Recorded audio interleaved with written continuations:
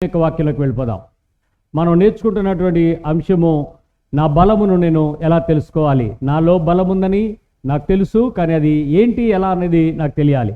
అందుకే రోమపత్రిక 12:3 చెప్తుంది, రోమ 12:3 చెప్తుంది, తనను తాను ఎంచుకొని తగిన దానికంటే ఎక్కువగా ఎంచుకొనక దేవుడు ఒక్కొక్కనికి విభజించి ఇచ్చిన విశ్వాస పరిమాణ ప్రకారము తాను స్వస్థ బుద్ధి గలవాడొకటకై తగిన రీతిగా తను ఎంచుకొనవలెను.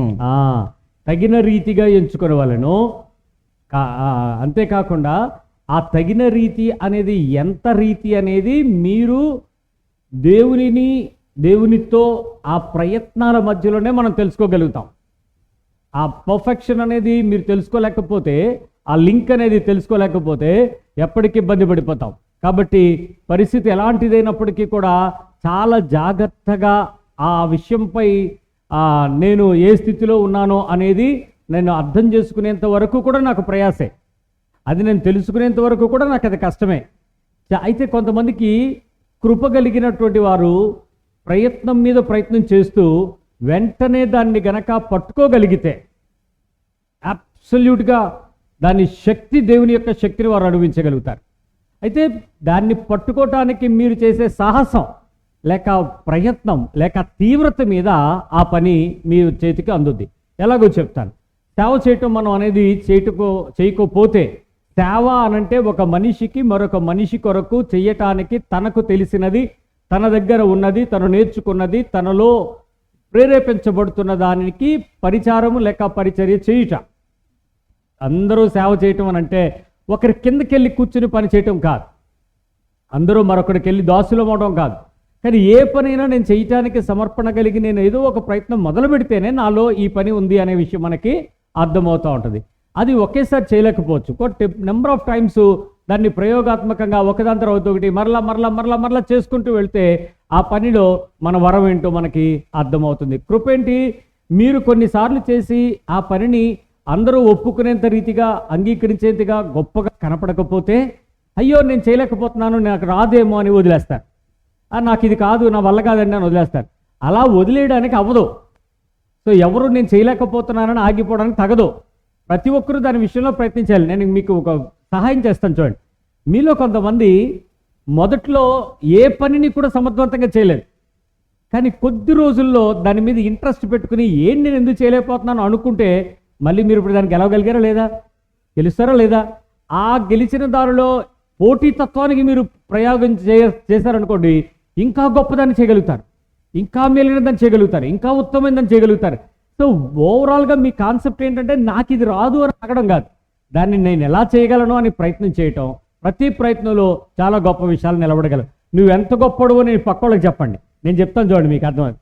మీరు పుడతాని అడవలేదు, మీ పక్కోళ్ళకి చెప్పండి. మీరు పుట్టినాక నడవలేదని, మీరు పుట్టినాక కూర్చోలేకపోయారని చెప్పండి.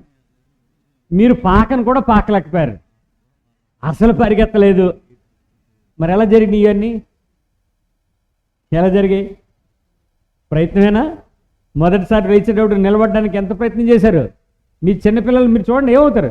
వాళ్ళు లెగుస్తుంటే మీకు ఎక్కడ లేని టెన్షన్, ఆడు పడిపోతాడేమో, బుర్రకు తగిలేస్తాడేమో, మూతి పళ్ళు తీసుకుంటాడేమో ముక్కుకి. అయినా అలా చూస్తూ ఉండగానే వాళ్ళు టక్క ఏదో ఒకటి పట్టుకుని మెల్లిగా లెగుస్తాడు, అలా నుంచుంటాడు. ఆడు నుంచున్నాక ఒకసారి హీ అని ఒక నవ్వుతూ అవుతాడు. ఆడికి ఏంటి అర్థమైంది? ఒరే నువ్వేం చేయలేనోడు కాదురా, నేను చెయ్యగలను రా అన్నాడండి. ఎవరో తెలిసే? నీ పక్కనోడు. అల్లే ఆ తర్వాత చూడాలండి, నడక వచ్చిన తర్వాత ఒక అడుగు వేసిన తర్వాత ఆడు ప్రపంచాన్ని జయించినట్టు చూస్తాడు. నేను వేసాను బ్యాలెన్స్ అని. నిజంగా నువ్వు ఎంత బ్యాలెన్స్ వేసావో చెప్తాను. ఏమండి, స్పీడ్గా వెళ్ళే బస్సు ఎవడన్నా ఎక్కుతాడు ఇక్కడ? మీ పక్కన అడగండి. బాగా స్పీడ్గా వెళ్ళిపోతున్న బండి కానీ బస్సు కానీ ఎగ్గాలని అడగండి. ఎవడన్నా ఎగ్గలిగినోడు ఉన్నాడు, దెగ్గలిగినోడు ఎవడ ఉన్నాడేమో, కానీ ఎగ్గలిగినోడు ఉన్నాడా? లేడు. అది చాలా ప్రయాసే, చాలా కష్టం కూడా. కానీ భూమి తన చుట్టూ తిరుగుతూ, సూర్యుని చుట్టూ తిరుగుతున్న కొన్ని వేల మైళ్ళ స్పీడ్తో తిరుగుతుంటే దాని మీద నువ్వు నుంచున్నావు. పక్కోడు చెప్పండి, ఎన్ని వేల స్పీడ్తో తిరుగుతుంటేనో దాని మీద నువ్వు నిలబడ్డావండి. చిన్న విషయమా గొప్ప విషయమా? అంటే నువ్వు చేయగలవు. కొన్ని శాస్త్రాలు నీ దగ్గర ఉన్నాయి, నీకు తెలియక అవన్నీ నువ్వు చదువుకున్నప్పుడు, తెలిసినప్పుడు, తెలియనప్పుడు చేసావా? అసలు శాస్త్రం ఏంటో సూత్రం ఏంటో తెలియనప్పుడే నువ్వు నిలబడిపోయావు. ఇంకా ఆ తర్వాత నడక, ఆ తర్వాత పరుగు, ఆ తర్వాత అసలు నేను ఇప్పుడు ఈ రోజుకి ఎల్లద్రా అన్న చోటకల్లో వెళ్ళిపోతున్నావు. కంట్రోల్ లేదు. ఇన్ని రకాల ప్రయత్నాలు నువ్వు చేస్తూ ఉంటేనే నాకు ఈ సామర్థ్యం ఉంది, నేను ఈ పని చేయగలను. మీరు సైకిల్ తొక్కడం చూసేటప్పుడు మొదట్లో, ఇప్పుడంటే చిన్న సైకిళ్ళు దొరికేవి, అప్పట్లో చిన్న సైకిళ్ళు లేవు, అన్ని పెద్ద సైకిళ్ళే. అద్దెకి తెచ్చుకోవాల్సిందే. రూపాయిను మేము ₹10 అద్దెకి తొక్కాము. మేము అద్దె సైకిళ్ళు ఉండేవి ₹10. ఆ తర్వాత రూపాయి, ₹2, ₹10 వరకు మేము చూసాం. ఆ తర్వాత సైకిళ్ళే లేవు, అంతా బళ్ళే. ఇప్పుడు అందరికీ బళ్ళు వచ్చేసినాయి. అద్దె సైకిల్ దొరికేవి కాదు. ఆ సైకిల్ తెచ్చుకుని హాఫ్ పెడల్ తొక్కేవాళ్ళం. కాలు పక్క నుంచి వేసి మెల్లిగా సీట్ను పట్టుకుని కొంచెం సేపు నడపడం, ఆ తర్వాత ఒక కాలు, ఆ తర్వాత రెండో కాలు వేసి రౌండ్లు తొక్కడం. నెమ్మదిగా సీట్ ఎక్కిన తర్వాత ఎంత హ్యాపీగా చూసుకుని తొక్కేవాళ్ళు. నేను తొక్కేస్తున్నాను చూడండి రా అన్నట్టు. రాత్రి లేదు, పగలలేదు. పొద్దున్న సైకిల్ దొరుకుద్దేమో అని ఎదురు చూడడం. ఎందుకు? ఒక పని నువ్వు చేయటానికి చిన్నప్పటి నుంచి నడక, నిలబడడమే ప్రయత్నం చేశావు.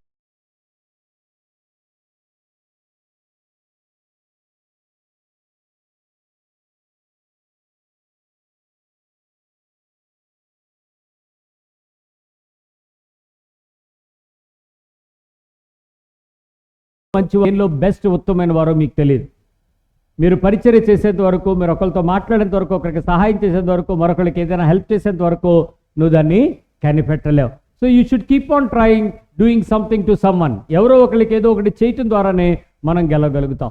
చాలా వరాలు మనలో ఉంటాయి, డజన్ల కొద్దీ. కానీ ఆ వరాలు, వాటిని ఎప్పుడూ కూడా మనం ప్రయత్నించకపోవడం వల్ల ఆ ఉన్నాయని కూడా మనకి చాలామందికి తెలియదు. అవి మనకి తెలియదు, చేయకపోవడం వల్ల మనకి తెలియదు. అయితే వాటిని ఎప్పుడూ చేయని పనుల్ని మనం ఎప్పుడు ఏం చేయాలి? చేసేలాగా ప్రోత్సహించుకోవాలి. సెల్ఫ్గా నిన్ను నువ్వే దాన్ని పురుగొల్పుకొని ఆ పని చేయాలి. దాన్ని ప్రోత్సహించుకోవడానికి మేజర్ కారణాలు ఏంటి? మనం చెయ్యలేకపోతున్నాం అనడం, ఆలోచన దొరకలేదనటం, ఇతరుల సహకారం ఇవ్వకపోవటం, ఓడిపోతూ ఉండడం, ఆత్మన్యూన్యత భావం, డిప్రెషన్స్లోకి సెల్ఫ్ మోటివేషన్ తెచ్చుకోలేకపోవటం, భయము, చెమటలు పట్టేయటం, మరి తడబాటు అవ్వటం, తర్వాత తొందరపాటు గాబరా పడిపోవడం, పోలికలు తెచ్చుకోవడం. వీటి ద్వారా మనం ఏం చేసుకోలేమో? ప్రోత్సహించుకోలేము. వీటిని ఎప్పుడు ఏవో బలహీనతలు ఉంటాయి. కనీసం 2 బలహీనతలు ఉంటే ఆ మనిషి ఏ పని చేయడానికి సాహసం చేయడు. ఒకటి ఉంటే చేయగలుగుతాడు, నెంబర్ ఆఫ్ టైమ్స్ చేసి ఓడిపోయి ఊరుకుంటాడు. కానీ 2-3 కన్నా ఎక్కువ ఉన్నాయి అనుకో, ఇక నువ్వు ప్రయత్నం చేయడానికి నీకు ఆ వల్ల కాదు అనిపిస్తుంది. నీ శరీరం సహకరించదు, ఉపయోగం లేదు, వేస్ట్, నువ్వెందుకు ఈ పనులు చేస్తున్నావు, చెయ్యొద్దని చెప్పుద్ది నీ శరీరం. దొంగది, మోసం చేస్తావు హృదయం, జాగ్రత్త. అయితే ఇదిగోండి, ఎప్పుడూ గుర్తుపెట్టుకోండి, మీరు గొప్పవారా చిన్నవారా, ఈ వయసు ఎంత పెద్దదా అన్నది ముఖ్యం కాదు. ప్రయోగాలు లేక పని చేయడం ఎప్పుడు ఆపద్దో. మీరు ఏ వయసు అన్నది మీరు చూడొద్దు. చిన్న పెద్ద ఎవరైనా ఉండొచ్చు, but let them keep trying. ఏంటి ఆ పని అని అంటే, ఇప్పుడు నువ్వు కొత్తగా బల్బు కనిపెట్టక్కర్లేదు, ఆల్రెడీ కనిపెట్టారా లేదా? దాన్ని ఇంకో రకమైన టెక్నాలజీని కనిపెట్టాలి తప్ప బల్బుని కనిపెట్టక్కర్లా. చక్రం ఆల్రెడీ కనిపెట్టేస్తారు, మళ్ళీ కొత్తగా వీల్ ఇన్నోవేషన్ చేయక్కర్లా, దాన్ని కొత్తగా మోడిఫికేషన్ చేయాలి. అంటే ఆల్రెడీ సాధించబడిన, చెప్పబడిన, చేయబడిన పద్ధతులు ఉన్నాయి, వాటిని ప్రయోగించాలి. అంతేగాని ఇవన్నీ వద్దు, నేను మళ్ళీ మొదలుకు వస్తానంటే వేస్ట్ అయిపోద్ది, టైం వేస్ట్ అయిపోద్ది. అందుకని చాలా ప్రయత్నాలు మీకు తెలియనివి అయితే నేర్చుకోవడానికి ప్రయత్నం చేయండి తప్ప తెలుసుకోవాలి అని ఉన్న వాటిని చెడగొట్టడానికి తిప్పలబడద్దు. అందుకే ఆపద్దు, దాన్ని కీప్ ఆన్ ట్రైయింగ్. ఎప్పుడు కూడా ఏ వయసుని మీరు ఆపద్దు. ఏ వయసులోనైనా మీరు చేయొచ్చు, ఏ వయసులోనైనా తలాంతం తెచ్చుకోవచ్చు, ఏ వయసులోనైనా మీరు ప్రయోజనాత్మకమైన పనులు చేయటం ద్వారా గొప్ప పనిని మీరు చేయడానికి ప్రయత్నం చేయొచ్చు. ఇక్కడ ఒక సిస్టర్ గారు ఉన్నారు. ఆ లైట్ ఆప ఒకసారి, ఈ లైట్ కనబడద్దు. ఏది ఆపావు? ఆపావా? అదే ఆగింది. సరే, లైట్ చూసారా? కనబడుతుందా? ఒకసారి ఈ లైట్ ఆఫ్ చేసి మళ్ళీ ఆన్ చేద్దాం, పర్వాలేదు. 1 సెకండ్.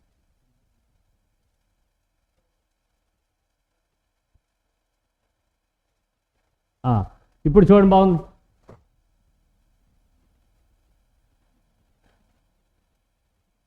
ఎవరు ఆవిడ ఆవిడ ఎలా ఉందో చూడండి, అక్కడ పరిగెడుతున్న ఆవిడ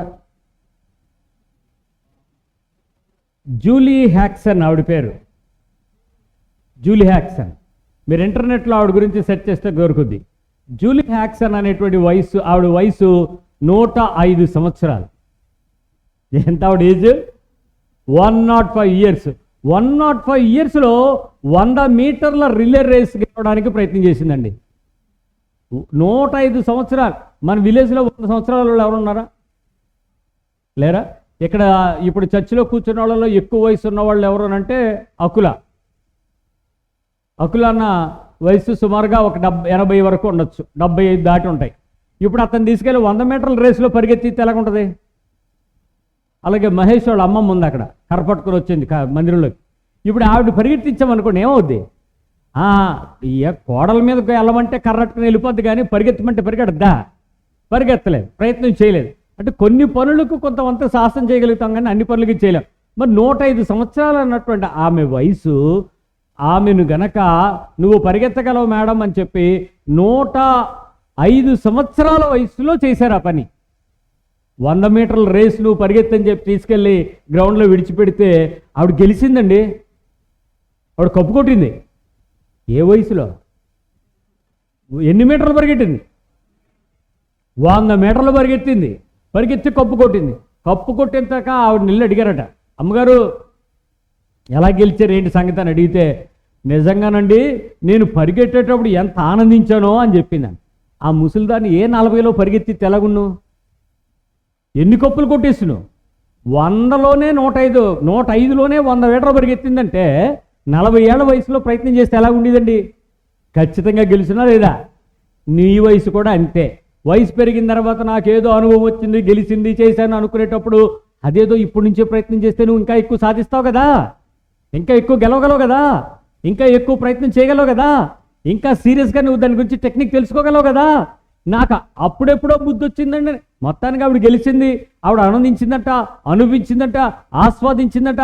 అసలు నిజంగా నాకెంత ఈ వయసులో కూడా ఇంత స్టామినా ఉండి నేను పరిగెత్తగలనని నేను అనుకోలేదండి అందు.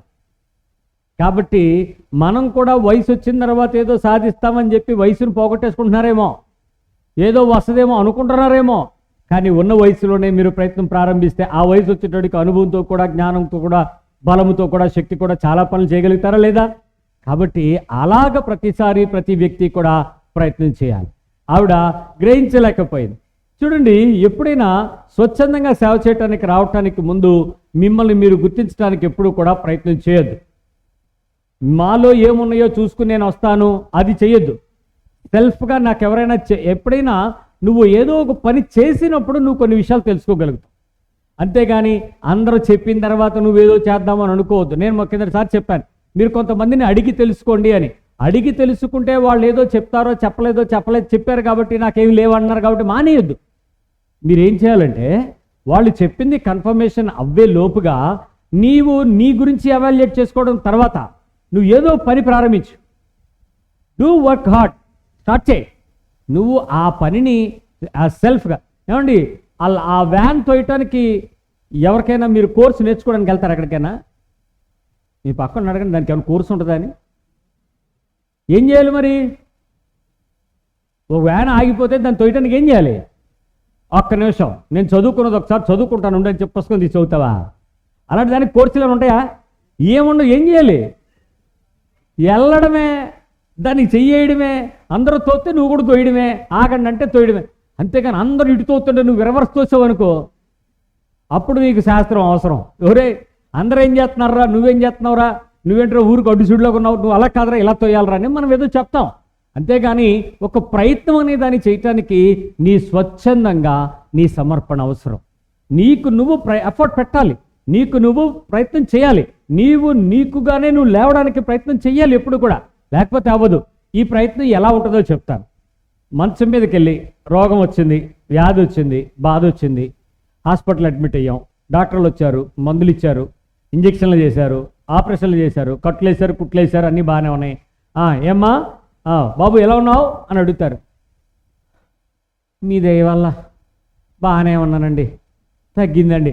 డాక్టర్ని చూడంగా నీరసం వస్తుందా, సంతోషం రావాలా? అదేటో మరి నీరసం వస్తుంది. ఏదోనండి మీ దయ వల్ల కొంచెం బాగానే ఉందండి. తగ్గిందా? తగ్గినట్టే ఉందండి. మరి మేము చేయలేని చేస్తాం, ఇంకా నువ్వు లేచి నడవాల్సిందే, నువ్వు లేచి ప్రయత్నం మొదలెట్టాలి, నువ్వు లేచి అడుగులు వేయాలి అని చెప్పారు అనుకో. అదేదో అన్నాను అనుకో, ఎవరిని? అదేదో మీరు నడిచేద్దరు అంటే ఎవరో డాక్టర్ నడిచేలా? అప్పుడు ఎవరికి వస్తుంది ఆరోగ్యం? ఎవరికి వస్తుంది? నేను ఎఫర్ట్ పెట్టాలి, నేను లేవాలి, నేను ప్రయత్నించాలి. అప్పుడు డాక్టర్ ఏమ్మా నీకు మందు వేస్తే నువ్వు లెగుస్తావు, నేను మందులు వేసుకుంటే నేను లెగుస్తాను. కాబట్టి నేను నడిస్తే కాదు, నువ్వే నడవాలి, లే నడు. పేషెంట్ దగ్గర అటెండెంట్ ఎవరు అంటే నేనే సార్.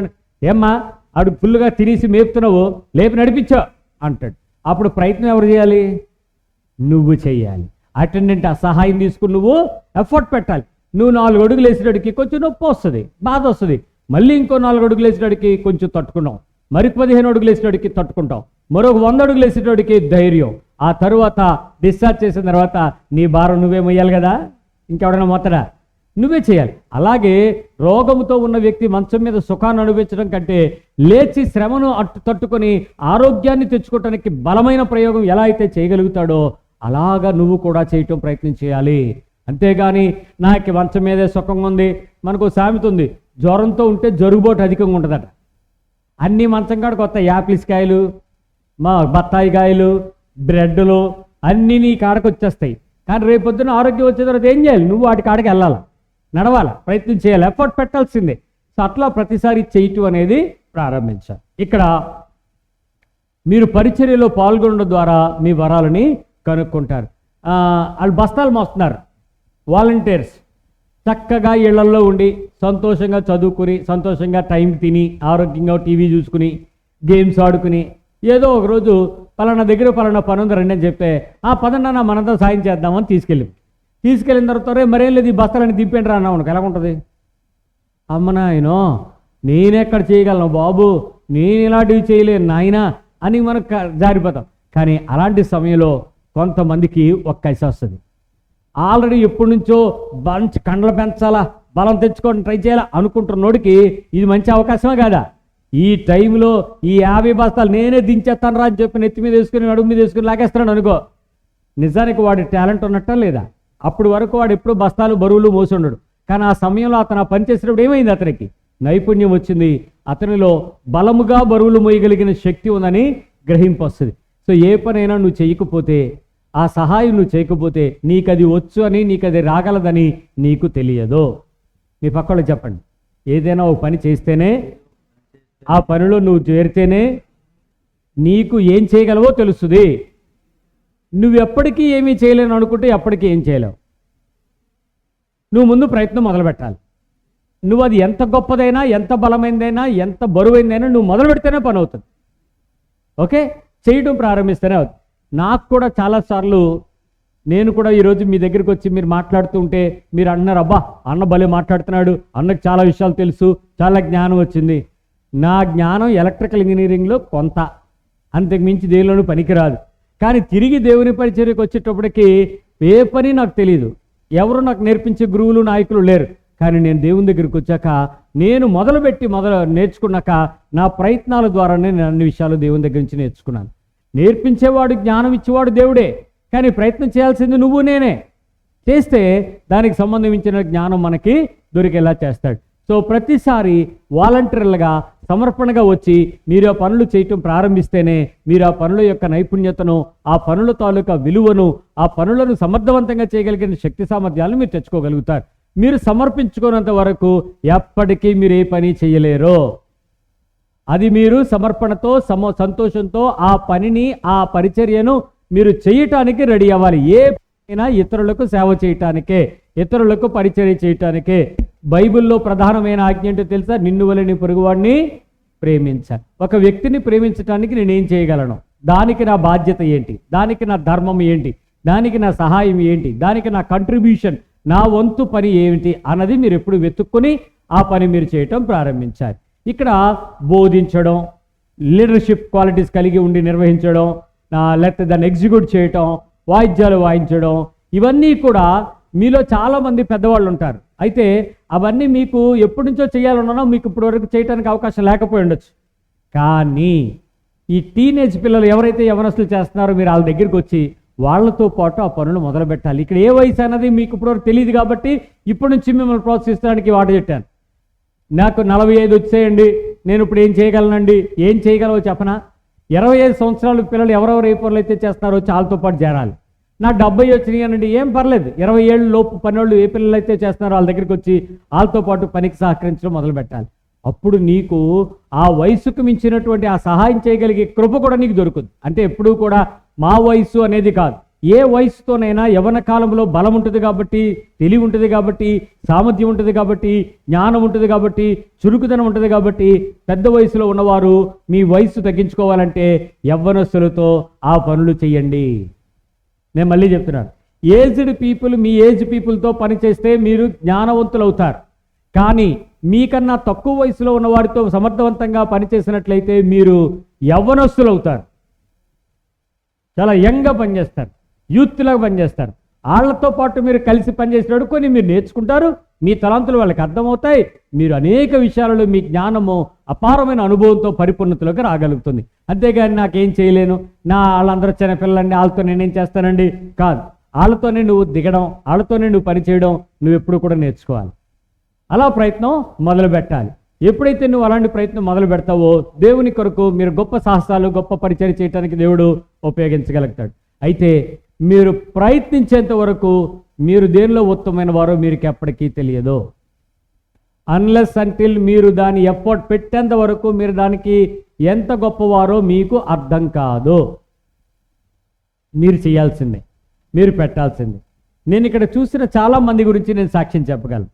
మీరు ఒక పనిలో మీరు ఎక్స్పర్ట్స్ ఆల్రెడీ, ఏంటంటే దినం పోషించుకోవడం కోసం మీరు ఏదో వృత్తిని మీరు చేస్తూ ఉంటారు. కానీ దాన్ని మరొక పనికి మీరు ఎప్పుడూ కూడా ఆలోచించరు. ప్రభువు పనికి, పరిచర్యకు, సహాయానికి, మనుషులకు మీరు ఎప్పుడూ ప్రయత్నం చేయలేదు. అక్కడ చేస్తే చాలా ఉత్తమమైన పనులు చేయగలుగుతారు. దైవిక సహాయం దొరుకుతుంది. మీకు బ్రాడ్గా ఒక విషయంపై అవగాహన చెప్తాను వినండి.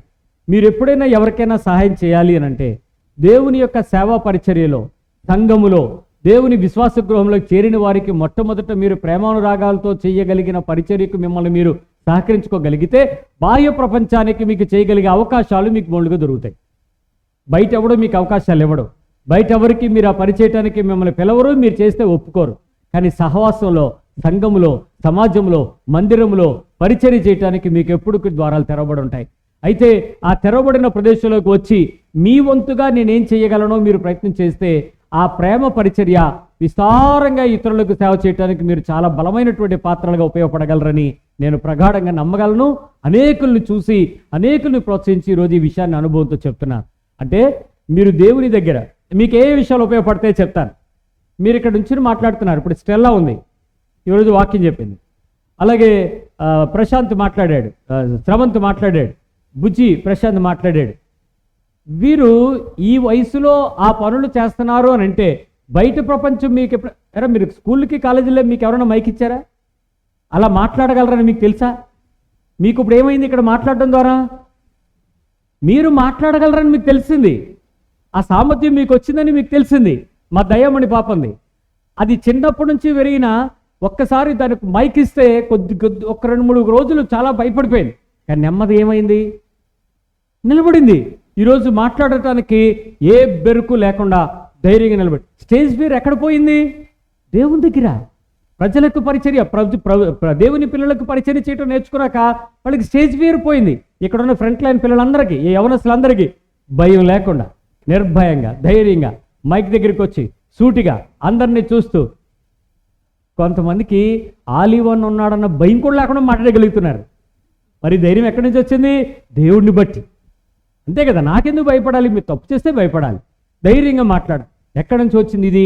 దేవుని పిల్లలకి మీరు చేసే పరిచర్యను బట్టి మీకు వచ్చింది. ఇక్కడ కొంతమంది ఉన్నారు, నేను మరి ఒక్కొక్కసారి వాళ్ళు వస్తారు, నుంచుంటారు, అనయ్య ఏటనయ్య రాలేదనయ్య ఓకే నేనేమంటాను చెప్పండి, మీరు మీ అందరికీ తెలిసిన విషయం చెప్పండి. ఏమంటాను? ఒకటే మాట, వస్తుంది చెప్పు, వస్తుంది చెప్పు. వీళ్ళందరూ అలాగే నేర్చుకున్నారా లేదా? ఈ పిల్లలందరూ మీకు ఎలాగే వచ్చిందా? ఏం జయశ్రీ, మీకు ఎలా వచ్చింది ఇవన్నీ? ఒకే రోజు వచ్చేసినాయా మీకు? స్లోగా మీరు అవన్నీ ఏం చేశారు? నాకు రాదు అనుకున్న దగ్గర నుంచి నేను చెప్పగలను అన్న స్థాయికి స్టేజ్ ఫియర్ పోతుంది. పాటలు పాడడానికి నిలబడుతున్నారు ఇక్కడ పిల్లలందరూ నిలబడి పాటలు ఏమండి మీరు మామూలుగా ఇళ్ళకెళ్ళి పాటలు పాడగలరా? ఎక్కడికైనా నుంచోడానికి మీకు అవకాశాలు ఇస్తారా? ఏదైనా స్టేజ్ ఎక్కాలంటే మీ కాళ్ళు ఉనికేమో, కానీ ఇక్కడ మీకేం వనకట్లేదు. దేవుని మందిరంలో మీరు మొదట పరిచర్య చేయడానికి రావడం వచ్చినప్పుడు మీరు పనులన్నీ చేయగలుగుతారు. ఇక్కడ కొంతమంది అమ్ముకుట్టీలు, అయ్యుకుట్టీలు ఉన్నారు. ఇక్కడ ఇంకా మీరు అమ్ముకుట్టీలు, అయ్యుకుట్టీలు ఇళ్లలో ఏ పని చేయరండి. వీళ్ళు అన్నీ బెడ్ కాడకే. మీరు మహారాణులు, అందుకని అమ్మ తిను అని తినిపించేవాళ్ళు కూడా ఉన్నారు కొంతమంది. కానీ ఇప్పుడు మీరు తడిగుడ్లు పెడుతున్నారు. ఇక్కడ ఉన్నటువంటి 100/33 మొత్తం ఇది 115 అడుగులు ఇంటూ 33 అడుగులు మందిరం ఇది. ఈ పెద్ద మందిరాన్ని మీరు తడిగుడ్లు పెడతాం చాలా నైపుణ్యంగా, నేను ఇక్కడ నుంచి చూస్తూనే ఉంటానని మీకు తెలుసు. మీరు తుడుస్తూ ఉన్నా, తడిగుడ్డు పెడుతున్నా, ఇక్కడ మాట్లాడుతూ గమనిస్తున్నాను. ఏమైనా తేడా అయితే మిమ్మల్ని పిలిస్తే ఏం చేసావు, రేపటి నుంచి నువ్వు చేయకని హెచ్చరిస్తారని తెలుసు. సరిగ్గా ఎలా చేయాలని ఇప్పుడు మీకు ఆ పనిలో మీరు ఎక్స్పర్ట్స్ అని మీకు ఎలా తెలుసు? మీకు ఇంకా జోక్ చెప్పనా, శనివారం సాయంత్రం మీరు వస్తే సండే స్కూల్ పిల్లలు, చిన్నపిల్లలు, 8వ తరగతి లోపున్న పిల్లలు మొత్తం 12 మంది 11 మంది వచ్చేస్తారు. వచ్చేసి ఒక్కొక్కడు తుడిచేయటంలోని ఎంత ఎక్స్పర్ట్లు అయిపోయారంటే సండే స్కూలు టైల్స్ కొద్ది రోజుల్లో మార్చాలి నేను. ఎందుకో తెలుసా, ఒకడు తడిగుడ్డు పెట్టేస్తున్నాడు, నువ్వు పెట్టలేదు బాగా, మళ్ళీ ఇంకోటి వచ్చి పెట్టేస్తున్నాడు. ఫినాయిల్ అయిపోతుందో పక్క, అయినా సరే తడిగుడ్లు చిరిగిపోతున్నాయి. వాళ్ళు మా మా మందిరం ఇది, మేము ఆరాధించే స్థలం ఇది, దీన్ని శుభ్రంగా ఉన్నాయి. ఆ వయసులో వాళ్ళు ఆ పనికి ఆ పరిచర్యకి రావడం ఎలా తెలుస్తుంది? వాళ్ళకి సామర్థ్యం పెరుగుద్ది. అలాగే కొన్ని పనులు మీరు చేస్తున్నారు ఇక్కడ, వాక్యం చెప్పడమే కాదు, ఇక్కడ చిల్డ్రన్ క్యాంప్ అయ్యేటప్పుడు, అడల్ట్ క్యాంప్స్ అయ్యేటప్పుడు, ట్రైనింగ్ క్యాంప్స్ అయ్యేటప్పుడు మీరు వచ్చి పరిచర్య చేస్తున్నారు. ఆ పనులన్నీ మీకు చేయడం వచ్చని మీకు తెలుసా? ఎలా తెలుస్తాయి? మీరు పనిలోకి వచ్చారు, ఆ పని సమర్థంగా చేయగలుగుతున్నారు, అద్భుతమైనటువంటి పరిచర్యలు మీకు అర్థమయ్యాయి. అప్పుడు మీరు ఇతరులకు చేయడానికి కూడా సామర్థ్యం మీరు తెచ్చుకోగలుగుతారు. స్టేజ్ ఫియర్ ఉండదు, మనుషులంటే భయం ఉండదు. భయపడడం అంటే అది ప్రేమపూర్వకంగా, అంటే వణికిపోవడం ఉండదు. అలా చాలా విషయాలు మీరు ఆ పనిలో సమర్పించుకున్నప్పుడే ఆ పనికి మీరు ఆ సామర్థ్యాలను మీరు చేయగలరని మీకు అర్థమవుతుంది. అంతేగాని నేను చేయలేను అనుకుంటే అప్పటికీ చేయలేరు. ఒక్కొక్క తలాంతు మీకు రావడానికి మీరు ఉత్తమమైన వారుగా ఉండాలంటే మీ ప్రయత్నం మీరు మొదలు పెట్టండి. ఈ పని అనుకున్నంతగా జరగలేదు అనుకోండి, ఒకవేళ ఇఫ్ నేను ఎక్స్పెక్ట్ చేసినంతగా నాకు జరగలేదు అంటే అది ఫెయిల్ అయిపోయిందనిగా, అది నేను చెడిపోయింది, నేను ఓడిపోయానని ఎప్పటికీ ఫీల్ అవును. అంతేకాదు, అది ఎక్స్పెరిమెంట్ మాత్రమే, ప్రయోగం మాత్రమే. మీరు దేనిలో ఉత్తమమైన వారో లాస్ట్కి తెలుసుకుంటారు. అంతవరకు కీప్ ఆన్ ట్రైన్, ప్రయత్నిస్తూనే ఉండండి. ఓడిపోయారు అని అంటే అది ప్రయోగం, ఓడిపోయారు, మీరు ఓడిపోలేదు. మీ పక్క వాళ్ళు చెప్పండి, ఓడిపోయారంటే ప్రయోగం ఓడిపోయింది తప్ప మీరు ఓడిపోలేదని. ఆ పని మీకు చేతకాక ఓడిపోయారు తప్ప ఆ చిన్న పనే మీరు ఓడిపోయారు తప్ప మీరు ఓడిపోలే. మంచి మాట కదా ఇది. ఏదైనా ఫెయిల్ అయ్యిందంటే అది ఫెయిల్ అయ్యింది ప్రయోగమే, నేను కాదు. Yes or no? గట్టిగా చెప్పండి. ఏదైనా మీరు చేయలేకపోయారంటే ఆ పనే చేయలేకపోయారు, అన్నీ చేయలేకపోయారు రెడీ. అదొక్కటే, ఆ ఒక్కటే మళ్ళీ చేయగలిగితే కొద్దిసార్లకి ఏమైపోతారు, మీరు ఎక్స్పర్ట్ అయిపోతారు. ఆ తర్వాత మీరు అందరూ కళ్ళు చూపుల్లో శాసించగలుగుతారు. ఏదైనా ఓడిపోయారా, అపజయము మీకు పొందలేదు, పనికి మాత్రమే. ఆ ఒక్క విషయమే మళ్ళీ తిరిగి మీరు లేవగలరు, మళ్ళీ తిరిగి చేయగలరు, మళ్ళీ ప్రయత్నం చేయాలి. ఎప్పుడు ఓడిపోవటమే ఆఖరి కాదు, ఓడిపోవడమే విజయానికి ప్రారంభం. సో మీరు ఓడిపోలేదు, ప్రయత్నం ఓడిపోయింది, పని ఓడిపోయిందే తప్ప మీరు ఓడిపోరు. ఫెయిల్ అయ్యడం అనేది ఉండదు. ఏది ఫెయిల్ అయినా మళ్ళీ తిరిగి సక్సెస్గా మారగలదు, దేవుడు మిమ్మల్ని మార్చగలడు, అది గుర్తుపెట్టుకోండి. సో ఈ ప్రయోగంలో ఏది ఫెయిల్ అయినా నేను ఇంక చేయలేనండి, నేను నిరుత్సాహపడుతున్నాను, నా వల్ల కాదు, నాకు రాదు, నేను చెప్తుంటే నాకు రాదని నన్ను చేయిస్తున్నారు, అది విసుకో. కానీ ఆ పనిని నువ్వు మరి ఒక్కసారి చేయటానికి సమర్థవంతంగా నేర్చుకోగలరు. ఏమంటే చిన్నప్పుడు మీరు అన్నీ తెలుసా? పుట్టిన పిల్లలకి అన్నీ తెలుసా? ఏం తెలియదుగా. కానీ ఇప్పుడు మీలో చాలామందికి చాలా తెలిసిపోయినాయి అంటే మీరు అన్న నేర్చుకున్నారు కదా, గ్రహించారు కదా, వచ్చాయి కదా. అలాగే దేవుని పక్షంగా ఇతరులకు వెళ్ళి మీరు ప్రేమపూర్వకమైన ఆ పరిచర్యను చెయ్యగలరు.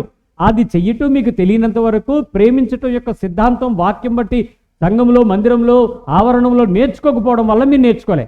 ఎందుకు నేర్చుకోలేదు? చర్చికి వెళ్ళామా లేదా, కూర్చున్నామా లేదా, పాస్టర్ గారు బాగా చెప్పారా లేదా, విన్నామా లేదా, కానుకేసామా లేదా, దీవించబడ్డ ప్రార్థనలు తీయించుకున్నామా లేదా, వెళ్ళిపోయామా లేదా? కాదు, నేర్చుకోవట్లేదు. మీరు నేర్చుకున్నట్లయితే, మీరు ప్రయాసపడినట్లయితే, ఉపచారము పరిచర్య చేయటానికి దేవుని ప్రజలకు సిద్ధపడినట్లయితే నెమ్మదిగా వయసును దాటగలగరు, పనిని నైపుణ్యంగా చేయగలరు, సమర్థవంతంగా మీ ప్రభావమైన జ్ఞానమును లేక దేవుడిచ్చినటువంటి వరమును, ఫలమును మీరు పరిచర్యకి తెలుసుకోగలరు. అందుకే మీ హృదయాన్ని, మన వ్యక్తిత్వాన్ని ఎప్పుడూ కూడా పరిగణలోకి తీసుకొని మనం చేయటం ప్రారంభించాలి. అంటే నా హృదయము, నా వ్యక్తిత్వం, నేను అలాంటి వాడిని కాదు అనేవాళ్ళు ఎవరైనా ఉన్నారా ఇక్కడ? మీ పక్కన అడగండి, మీరు ఎప్పుడైనా దేనికైనా అంటూ ఉంటారా? నేను అలాంటి దాన్ని కాదు, నేను అలాంటి వాడిని కాదు అంటారా లేదా? అలాంటి వాళ్ళు కాదని మీకు ఎవరు చెప్పారు? నువ్వు అలాంటి దానివి కాదని నీకు ఎలా తెలిసింది? ఆలోచించండి, ఒక్క నిమిషం టైం ఇస్తాను. కొన్ని పనులు చేయమన్నప్పుడు ఏమోనమ్మా నాకు అదేం చేత కాదు, నేను అలాంటి దాన్ని కాదు అనేస్తారు కొన్నిసార్లు. అలాంటి వాడు కాదు, అలాంటి దానివి కాదని నీకు ఎవడు చెప్పాడు? నీకు నువ్వు అనుకుంటున్నావే, ఎవరని చెప్పారా? ఏం చేశారు? మీకు మీరు అనుకున్నారు. ఎవరు చెప్పారు మీకు మీరు అనుకోమని? అంటే మీకు మీరు అన్నీ కరెక్ట్గా అనుకోగలరా? మరి ఎలాగ తీసుకుంటున్నావర్రా? ఇంక అక్కడి నుంచి మీరు మానేస్తున్నారు, అక్కడి నుంచి ముందుకెళ్ళట్లేదు, అక్కడి నుంచి ప్రయత్నం చేయరు, నా వల్ల కాదు అనేస్తున్నారు. నిజంగా వల్ల కాదు అన్నారు అనుకో, నాకు పిచ్చ కోపం వచ్చేది. మీరెవడైనా నేను చెయ్యను అన్నారా? మీ చేత చేయించడమే నా పని. ఎలాంటి పనైనా నాకు అనవసరం, నేను నీ చేత ఆ పని చేయించగలను అంతే. నాకు ఆ కెపాసిటీ ఉంది. నువ్వు చెప్పండి, నీకే కెపాసిటీ నాకు కూడా ఉందండి.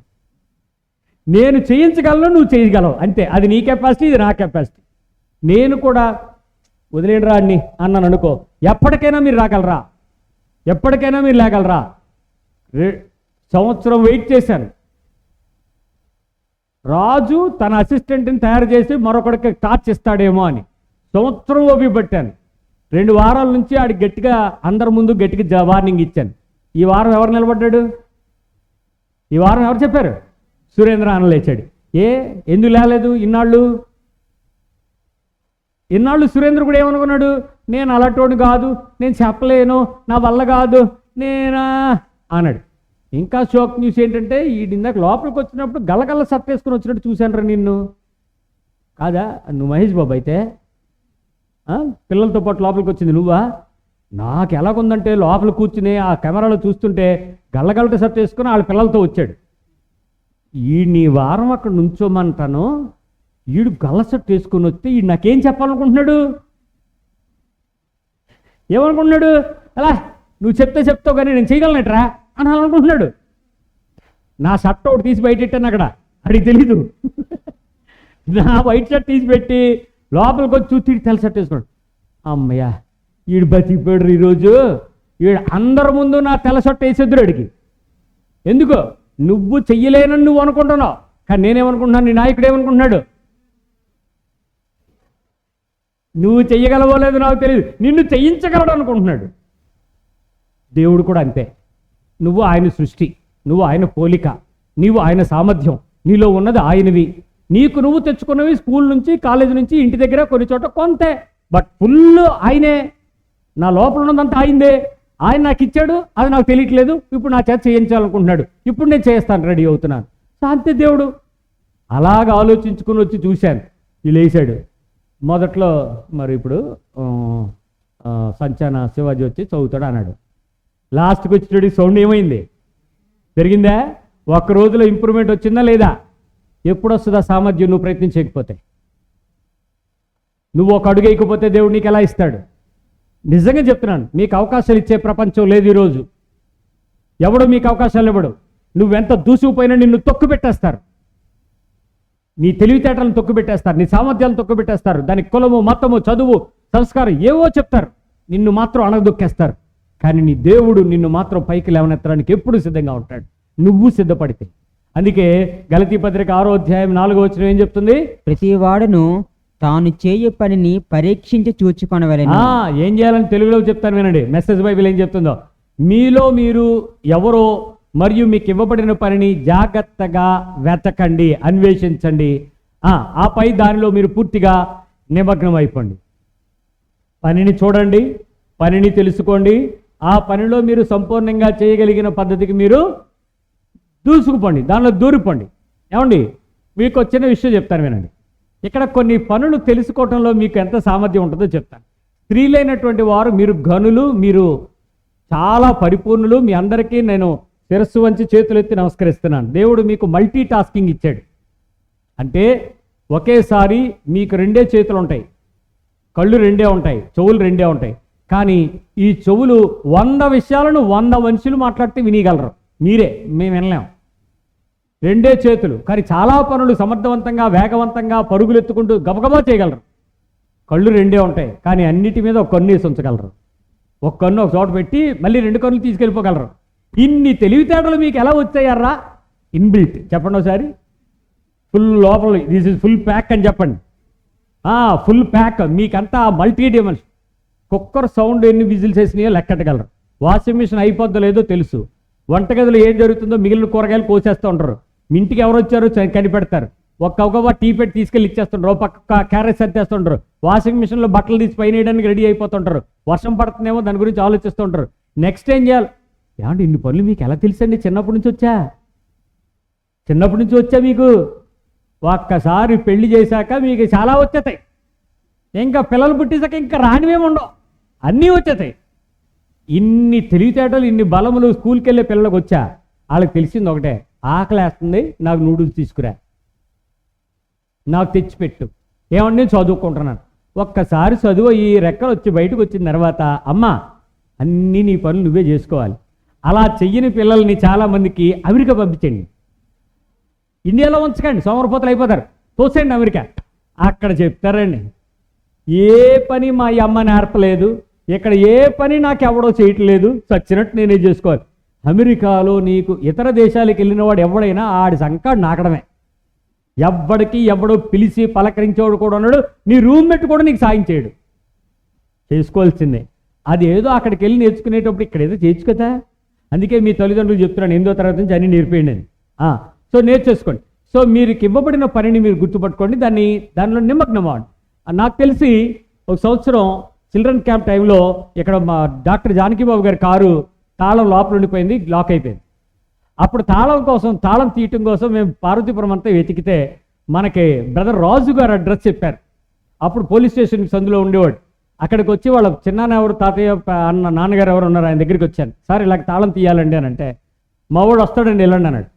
అప్పటికి మేము వచ్చేసిన తర్వాత అరగంట అయింది, పావుగంట అయింది, గంట అయింది, రావట్లే. ఇక్కడ క్లాస్ టైం అయిపోతుంది, తాళాలు లోపల ఉండిపోయినాయి, పుస్తకాలు బట్టలు అన్నీ లోపల ఉండిపోయాయి డాక్టర్ గారు.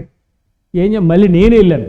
నేను వచ్చి, సార్ ఆ మనిషి ఎవరో చెప్తే నేను బండి మీద తీసుకెళ్ళిపోతాను సార్ అని అంటే, అలా రామండి మీరు ఇళ్ళకే వస్తామండి అన్నాడు. అలా కుదరదండి అని మొత్తానికి వాళ్ళని బతిలాడితే అప్పుడు రాజు బ్రదర్ని చూశాను. నేను వచ్చాను, సార్ నేను తీసుకెళ్తాను సార్, మరి ఎలాగంటే అంటే సరే రండి అన్నాడు. వచ్చాడు, చాలా తెలివిగా చురుగ్గా చిన్న పుల్లటి తాళం తీసాడండి, చిన్న పుల్ల ఓస.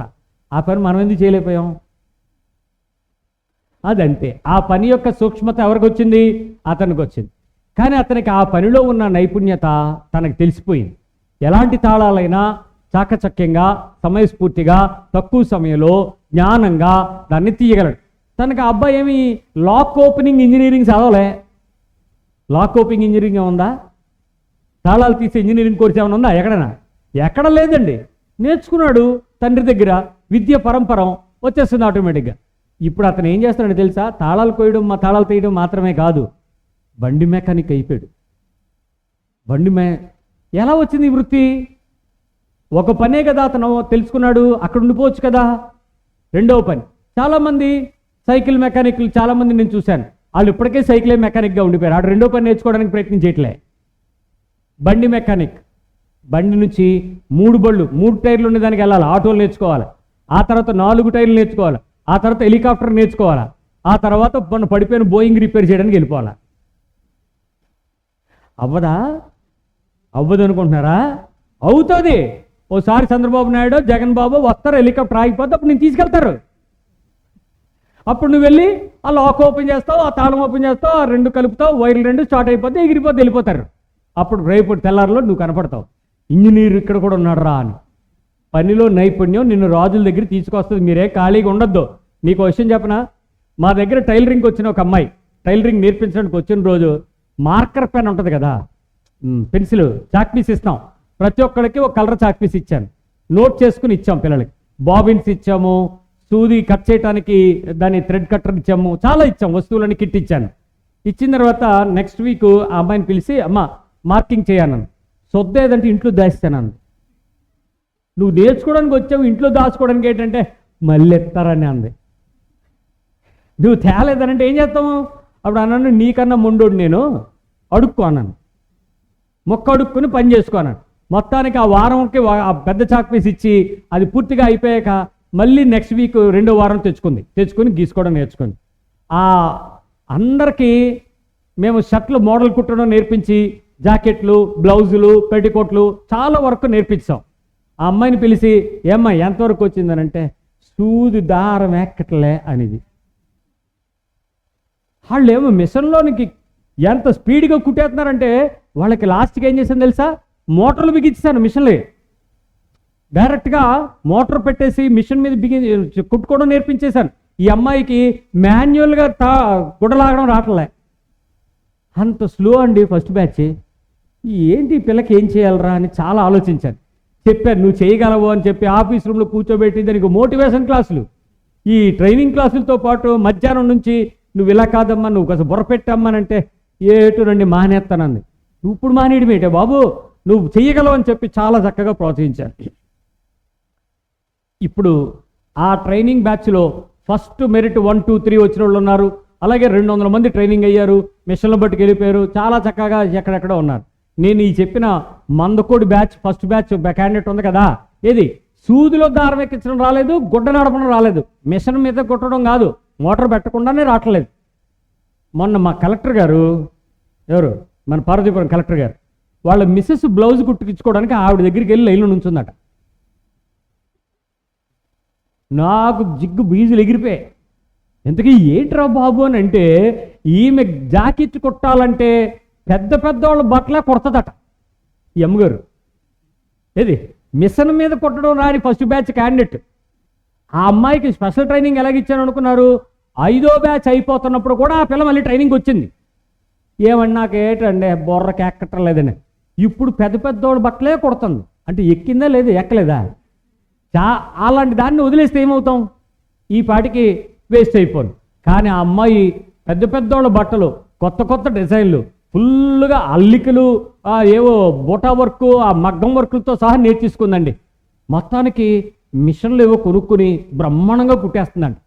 ఆ కలెక్టర్ గారి భార్య కుట్టించుకుందని ఇంకో కలెక్టర్ అమ్మగారు బట్టలు ఎక్కడికి పంపించి నాకు ఫోన్ చేసింది. ఆవిడ, అన్నయ్య మీ దగ్గర ట్రైనింగ్ అయ్యారట, బ్రహ్మాండంగా కుడతారట, మా పలానా కలెక్టర్, ప్రస్తుతం కలెక్టర్ గారు భార్య నాకు చెప్పింది, కొంచెం ఆవిడకి ఒక మాట చెబుదురు, ఆవిడ టైంకి ఆవిడ చెప్పిన టైంకి ఇస్తుందట, మనకు కొంచెం హెల్ప్ చేసి పెడుదురు అంది. నేను పాస్టర్నే తల్లి, బట్టల దుకాణానికి వెళ్ళి నువ్వు బట్టలు ఇయ్యనేమి అడుగుతాను నేను అనండి. అన్నయ్య నువ్వు అలాగ అనుకోకు, ఆవిడ పెద్ద లైన్ అంట. నేను మామూలుగా ఫోన్ చేశాను, అన్నయ్య ప్రైజ్లాడు అన్నయ్య బిజీగా ఉన్నాను మళ్ళీ చెయ్యినా అంది. నువ్వు చాలా తెలివిగా ఉన్నదానివి, నీ బిజీ అంతా తెలిసిందమ్మా, పెద్ద పెద్దోళ్ళందరూ నీ ఇంటికి వస్తున్నారంట, కలెక్టర్లు అందరూ లైన్లో పెడుతున్నావంట, ఏంటి సంగతానంటే ఏదో మీ దయ్యా దేవుడి దయ్యా అంది. పొలు గుర్తున్నామైతే ఏంటి దేవుడు బాగా జ్ఞానం ఇచ్చినట్టు ఉన్నాడని అంటే, అందుకేనయ్యా ప్రతిదానికి మనసు పెట్టి మెల్లిగా కత్తిరించుకుని మెల్లిగా కుట్టుకుని టైం ఇస్తాను. జాకెట్ కుట్టాలంటే 1 రోజులు పడుతుందాను. ఇప్పుడు దండమే తల్లి, 1 రోజులకు ఒక జాకెట్ కుడితే నీకేం మిగులుద్ది అంటే, పని వచ్చా లేదా తెలియాలన్నయ్య, పని ఎరగదీసి చెయ్యకూడదా. చాలా అనుభవం వచ్చేసింది. ఏమంటే ఆ పనిని పర్ఫెక్ట్గా చెయ్యాలి, అందుకే నా దగ్గరికి ఎంతమంది వస్తున్నారు, ఇంకోసారి ఫోన్ చేయకరా అందే. దాని అర్థం అది. పని తెలిసిన తర్వాత దానిలో ఏం చేయాలి? ఇంకా ఇక్కడ నేను ఈ సందర్భంలో కొంతమందికి చెప్తున్నాను. ఈ కొంతమందే అందరూ కాదు. ఎవరు ఈ కొంతమంది ఏంటంటే ప్రధాన్ని ఏలెట్టేస్తారు, దేనిలోనూ ప్రయత్నం పూర్తిగా చేయరు. ఏ పని రాదు, ఏ పని అవ్వదు, దేనిలోనూ ఓపిక ఉండదు, దేనిలోనూ నేర్చుకోవడానికి తృష్ణడు, కానీ అన్నీ తెలిసేసుకోవాలని ఆశ, ఏదీ రాకుండా పోతారు. ఈ కొంతమంది విషయం ఏంటో తెలుసా, ఎక్కడైనా నువ్వు కుదురుగా నిలబడి ఓపిక పట్టాలి, అంతేగాని ఓ నెల ఉండడం, మాకు ఈ వ్యాపారం కలిసి రాలేదండి, ఇది లాభం రావట్లేదండి, ఇంకో వ్యాపారం వెళ్ళిపో, మళ్ళీ ఆ వ్యాపారం ఇది కూడా కలిసి రాలేదండి, ఇంకో ఊరు ఇది కూడా కలిసి రాలేదు. అవును, ఎక్కడైనా నువ్వు 1 సంవత్సరం పాటు అక్కడికి ఉంటే నీకేమైనా అర్థం అవుద్ది, నీ విషయం 10 మందికి తెలుసుది. 4 రోజులకే నీకు అర్థం కాకపోవాలంటే అది ఏంట విద్య, ప్రతిదానిలో చెయ్యట్టేయదు. అందుకే ఏ కోర్సుకైనా కనీసం 4 ఏళ్ళు 3 ఏళ్ళు పెడతారు. చూడండి, ఓ ఇంజనీరింగ్ అయినా, ఓ నర్సింగ్ అయినా, ఓ డాక్టర్ అయినా, ఓ ఏదైనా ఒక పనికి కొద్ది 4 ఏళ్ళు పాటు నువ్వు తప్పిపోకుండా వెళ్ళిపోకూడదని. నాకు అర్థం కాలేదని కాదు, నెమ్మదిగా ప్రయత్నం చేసే కొద్దీ దాని యొక్క పని యొక్క నైపుణ్యత నీకు అర్థమవుతుంది. అందుకే ప్రతివాడు తనకు అప్పగించబడిన తనకివ్వబడిన సామర్థ్యాన్ని పరీక్షించుకోవాలి, దానిలో నిలకడగా ఉండడానికి ప్రయత్నించాలి. మరికొంతమంది ఉంటారండి, వీళ్ళు కొంచెం మంది, మరికొంచెం మంది. ఈ బ్యాచ్ ఏం చేస్తారో తెలుసా, కొంచెం వచ్చేగానే ఆడికి అన్నీ వచ్చు అనుకుంటాడండి. ఇంకీడు మై మీద ఉండవు, నాకు అన్నీ తెలిసిపోయి చెప్పక్కర్లే అంటాడు. ఏమండి, కిటుకు ఎప్పుడు ఆఖరిలోనే తెలియపరచబడదు. ఒక ఉదాహరణ చెప్తాను. ఒక డాక్టర్ గారి దగ్గరికి వైద్య వృత్తి, ఈ రోజుల్లో డాక్టర్ చదువుకునే వృత్తి, ఇంతకు ముందు ధన్వంతరి కాలంలో వైద్య వృత్తి చేసేటప్పుడు శిష్యులుగా కొంతమందిని పెట్టుకుని వారికి నేర్పించేవారు. చాలామంది శిష్యులు వచ్చారు ఒక మంచి వైద్యుడి దగ్గరికి. ఒక 20 మంది శిష్యులు పెట్టుకున్నాడు. కొంతమందికి ఆకులు పసరు నూరడం, కొంతమందికి తైలాలు కాయడం, కొంతమందికి పంచారు అవి విషాలు తయారు చేయటం, ఇలాంటివి రకరకాల విద్యలు నేర్పిస్తున్నాడు. 20 మంది పేషెంట్లు వందలు వస్తున్నారు. అందరినీ నెమ్మదిగా చూస్తున్నారు ఈ డాక్టర్. 5 సంవత్సరాలు అయిపోయింది. 5 సంవత్సరాలు అయ్యేటోడికి పరీక్ష పెట్టాడు ఈ శిష్యులందరికీ. అందరికీ చాలా పాస్ అయిపోయారు. పాస్ అయిపోయి ఇంక రేపటి నుంచి మేము కూడా పెద్ద డాక్టర్లం అయిపోయాం, మా ఊర్లో వెళ్ళి ప్రాక్టీసులు మొదలెట్టేస్తాం అనుకుని ఎరగబడిపోతున్నారు. వాళ్ళల్లో ఓ 3 మాత్రం ఇంకా గర్వం కలిగిన వాడు తయారయ్యారంట. అంటే ఈ 5 సంవత్సరాల పాటే మాకు అన్నీ తెలిసిపోయి, వీళ్ళు ఈ 5 సంవత్సరాల్లో ఈ 3 తెలివైన వాళ్ళు ఏం చెప్తున్నారో తెలుసా, మా గురువుగారికి ఏం తెలియదండి, అంతా మాకే తెలుసు అంటారట. అదేంటారంటే ఆయనకి మతిమరపండి, ఆయన ఏదో చెప్తాడు, మేమే ఆ పసర తీయటం, మేమే ఆ కట్లు కట్టడం, మేమే దానికి తీయటం, ఇవన్నీ మాకే తెలుసండి, ఆయనకేం తెలియదు సార్, అంతా మేము చేసేస్తాం, అవసరమైతే మాకు అవకాశం ఇచ్చి చూడండి అని అంటే వీళ్ళు కొంతమంది డైరెక్ట్గా ప్రైవేట్ ప్రాక్టీస్ చేస్తుంటారు కదా. ఏది మన కెల్లపల్లనిలాగా. డాక్టర్ ఎవరు? రామ్మోహన్ రావు గారు. మరి మన ఊర్లో డాక్టర్ ఎవరు? కెల్లపల్లనాడు డాక్టర్. డాక్టరా కాంపౌండరా? కాంపౌండర్ డాక్టర్ ఎప్పుడు అయ్యాడురా? అయితే మీరు చేశారు, ఆడు అయిపోయాడు. ఇంజక్షన్లు ఆడలే, కట్లు ఆడలే, కుట్లు ఆడలే. మా విశాఖపట్నం నుంచి మా సోదరుడు అక్కడి నుంచి వస్తాడు. ఏమిరా ఇక్కడికి వచ్చావు అని అడిగితే, నాకు వైజాగ్లో డాక్టర్ వైద్యం సెట్ అవ్వట్లేదు, కెల్లంపల్ని అడిగితే 2 ఇంజక్షన్లు ఎంచుకుని సరిపోద్దాను. నీకు దాన్నవరా? విశాఖపట్నం చుట్టుపక్కల కొన్ని 100 గ్రామాలు 1000 గ్రామాలు పట్టణాల నుంచి స్పెషలిస్టుల కోసం అక్కడికి వస్తారు. వీడి కెల్లప్పలనాడు స్పెషలిస్టు. చచ్చిపోయినోడు నిజంగా దేవుడు ధన్యుడు, ఆయన తీసుకెళ్ళిపోయాడు. లేకపోతే ఇంకో 4 ఇళ్ళు ఆడు గట్టును, ఈ లోపుకి 100 మంది మనం చచ్చును. ఎవరు? కరోనా లేపేసింది చాలామందిని, ఇలా డాక్టర్లనే. ఏంటి రానంటే ఇది వైద్యం కాంపౌండర్ డాక్టర్ ఎట్టేస్తాడే, నేను మరీ బుర్రలేకపోతే సరే. అక్కడి నుంచి ఇక్కడికి వచ్చేస్తున్నారు, అక్కడ స్పెషలిస్ట్ వదిలేసి. ఏమనంటే నమ్మకం, ఏదో చెయ్యవాట, గాడిది గుడ్డేం కాదు, ఏం ఉండవు. వైద్యమే. ఈ గీర పొగరగాళ్ళు ఈ 3 మాకేమన్నా అంటే, మనం కూడా ఈ కెల్లప్పలనాడు ఇంటికి తీసుకెళ్ళినట్టు ఈ తీయలను తీసుకెళ్ళేవారు ఈ 3ని. వీళ్ళు వైద్యం కూడా బాగా చేసేవారు. డాక్టర్ గారికి విషయం తెలిసింది, పెద్ద డాక్టర్ గారికి. వీళ్ళకి వైద్యం వచ్చో లేదో పరీక్ష పెట్టాను, వీళ్ళకి వైద్యం వచ్చనే విషయం విరవీగిపోతున్నారు, వీళ్ళకు పని చెప్తానని చెప్పి మిగిలిన ఆ 20 మందిలో 17 మందిని సర్టిఫికెట్లు ఇచ్చి పంపించాడు. మీరు వెళ్ళి వైద్యం చేసుకుంటారా అని చెప్పి. వాళ్ళందరూ గురుదక్షిణ చెల్లించి కాళ్ళకి దండం పెట్టుకుని అయ్యగారు మాకు బతుకు పెట్టారని చెప్పి వైద్యం చేయించుకోవడానికి పోయారు. ఈ 3ని పిలిచాడు. ఒరే, మీరు చాలా తెలివైన వాళ్ళు, మీరు చాలా చురుకైన వాళ్ళు, మీకు వైద్యం అంతా తెలిసిపోతుందని మీరు అనుకుంటున్నారు. ఇప్పుడు మీరు నాకు చేయాల్సిన పని ఏంటంటే, గురుదక్షిణగా మీరు ఒక పని చేయాలి. ఏంటంటే, వీధిలోకి వెళ్ళండి, రోడ్డు మీదకి వెళ్ళండి, అడవిలోకి వెళ్ళండి, ఏ ఆకు వైద్యానికి పనికిరాదో 10 ఆకులు పట్టురండి అన్నాడు. ఈ 3కి ఏం చెప్పాడు ఆయన? ఏ ఆకు వైద్యానికి పనికిరాదో మీరు తీసుకుని రండి అని చెప్పాడు. ఎలాగెళ్ళి అలాగ వచ్చేస్తాం అన్నాడు ఒక తెలివైనడు. 3 పక్కలకి వెళ్ళండి రా అన్నాడు. ఒకడు అటు వెళ్ళాడు, ఒకడు లెఫ్ట్ వెళ్ళాడు, ఒకడు రైట్ వెళ్ళాడు. మొదటి రోజు అయ్యింది, ఒక ఆకులో ఎతుకుతున్న ప్రతి ఆకులో వైద్యం కనిపిస్తుంది. 2వ రోజు అయ్యింది, 3వ రోజు అయ్యింది, వారం అయింది, రాలే. సార్ కబురు పెట్టారు, కబురు అందట్లే. వాళ్ళు ఎక్కడికి వెళ్ళారో తెలియదండి, అడవుల్లో పోయారు అన్నాడు. వారం, నెల అయ్యింది, రాలే. సంవత్సరం అయింది, రాలే. 2 సంవత్సరాలు అయ్యింది, రాలే. 3వ సంవత్సరం ఒకడు వచ్చాడు. వచ్చాడు, అయ్యగారు 5 సంవత్సరాలు మీ దగ్గర విద్య నేర్చుకున్నప్పుడు మాకు అన్నీ వచ్చు అనుకున్నాం. ఇప్పుడు అడవిలోకి వెళ్ళి ఒక్కొక్క ఆకు పరీక్షించడం మొదలెడుతుంటే ప్రతి ఆకులో వైద్యం కనపడుతుంది. ఇవి మీరు మాకు పాఠంలో చెప్పలేదు, ఈ 5 ఏళ్ళు పాఠంలో మీరు నాకు చెప్పలేదు. కానీ ఇప్పుడు నాకు ఏమర్థమవుతుందో తెలుసా? వైద్యానికి అక్కర రాకపోవడం అన్నది ప్రకృతిలో ఏమీ లేదని నాకు ఇప్పుడే అర్థమైంది. దాన్ని ఎత్తుక్కోవడానికి నాకు ఇంకా సమయం కావాలి.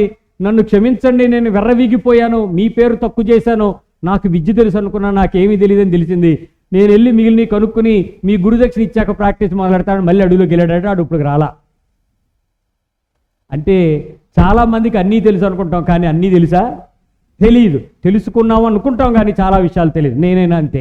కాబట్టి ప్రతి పనిలో చాలా పరిస్థితులు మనం అర్థం చేసుకుంటూ దానిని నేర్చుకోవడానికి ప్రయత్నం చేయాలి. ప్రయత్న లోపం ఉండకూడదు.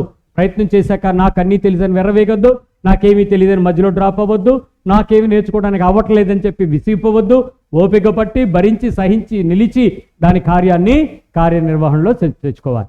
ఏ ఒక్కరైనా, చాలామంది ఈ ఊళ్ళు తిరగడం అలవాటు వాళ్ళు, వాళ్ళకి ఒక ఆశ, ఈ ఊర్లో డబ్బులు రావట్లేదు, ఆ ఊరికి వెళ్తే వస్తాయేమో, అక్కడికి వెళ్తే ఎక్కువ సంపాదించుకుందామేమో. నిజానికి నువ్వు స్థానికంగా నిలబడిన ప్రతి ప్రదేశంలో నువ్వు నమ్మకంగా నిలబడితే నువ్వు ప్రతి ప్రదేశంలో దీవించబడతావు.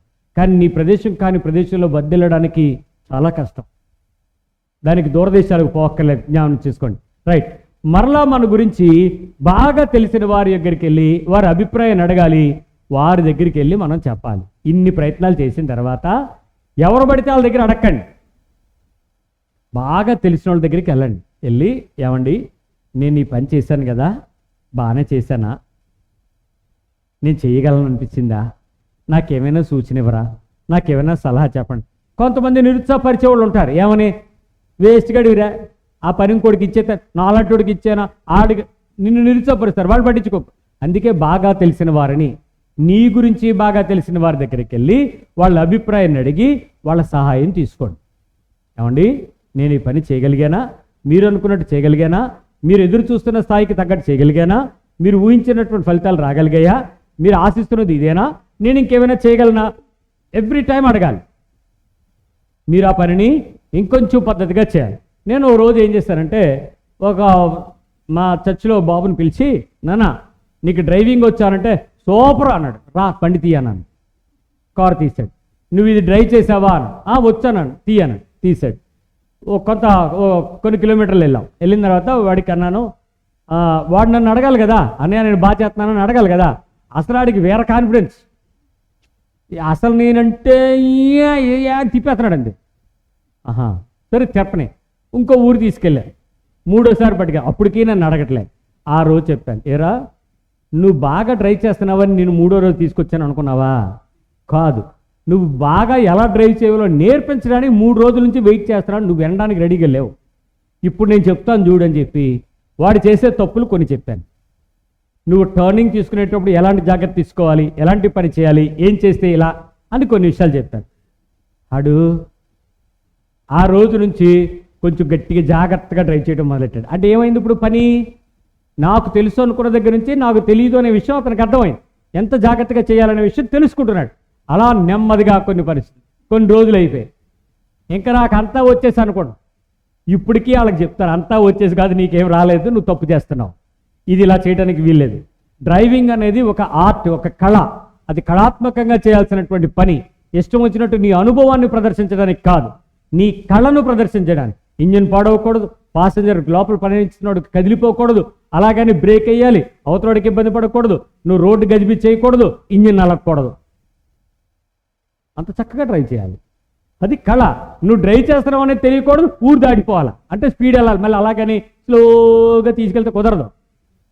ఒక కళ, చాలా జాగ్రత్తగా చేయాలి, ఇలా ఉండాలి, ఇలా ఉండాలి.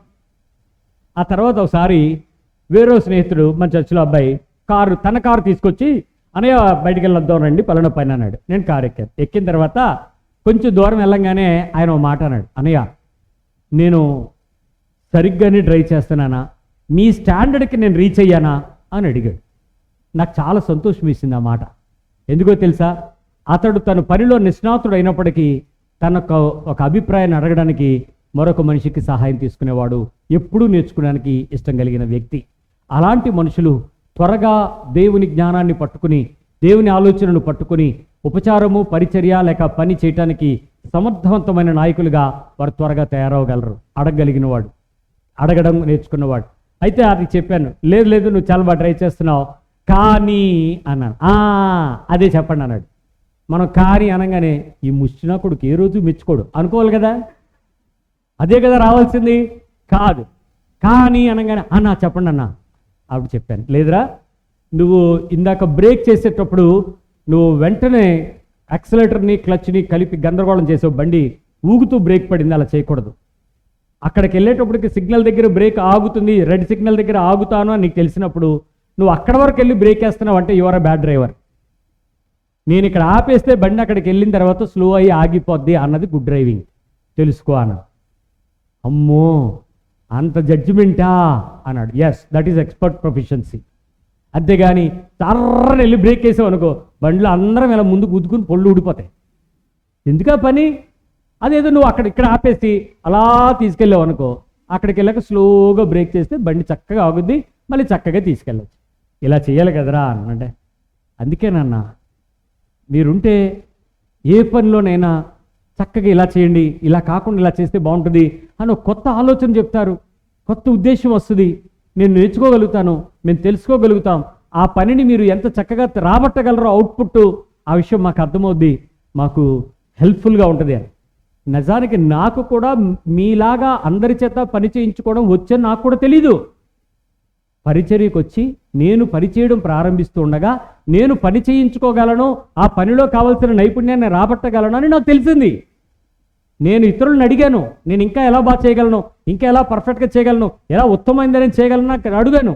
అప్పుడు నాకు చెప్పారు, నేను నేర్చుకున్నాను.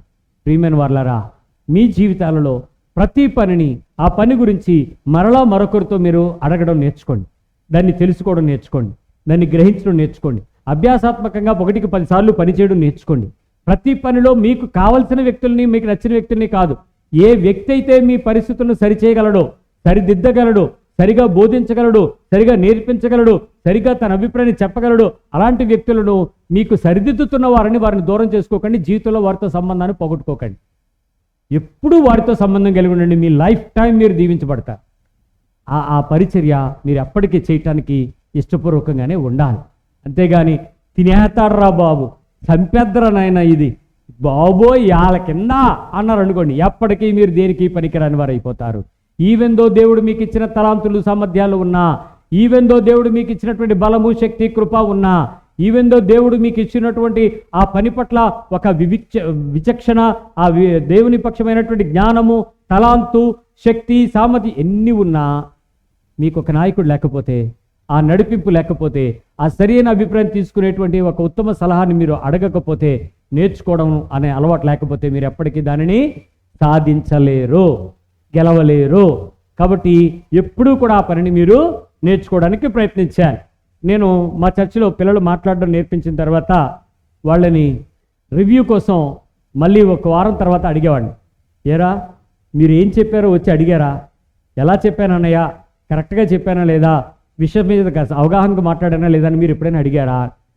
అడగలేదన్నయ్య. అంటే మీరు ఏమనుకున్నారు, మాకంతా తెలిసిపోయింది, మేము దరదరలు ఆడించేస్తున్నాం, మాకంతా 4 పుస్తకాలు ఇంటర్నెట్లో ఎతికేస్తున్నాం, మెసేజ్లు చదివేస్తున్నాం, మేము ట్రాన్స్లేటర్ గూగుల్ ట్రాన్స్లేటర్ని అడిగి తెలుగులో మార్చేస్తున్నాం, అది వచ్చి బోధించేస్తున్నాం, అన్నయ్య మాట్లాడుకొని తలదించుకుని వినేస్తున్నాడు అనుకుంటున్నారా?